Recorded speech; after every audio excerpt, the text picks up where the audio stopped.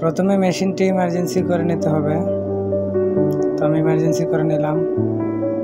Emergency করার পরে এখানে চাপ দিয়ে আমাদের ড্রাইভ রিসেট অপশনে যেতে হবে।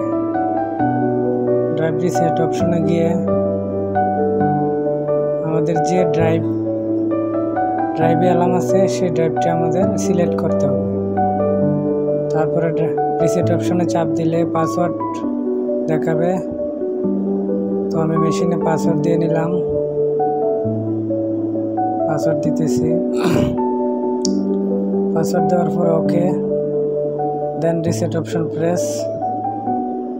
তো আমাদের ড্রাইভের ফল্টটি রিসেট হয়ে গেছে অলরেডি। তো আমরা এখন কি করব, মেশিনের ইমার্জেন্সিটি অন করে নেব।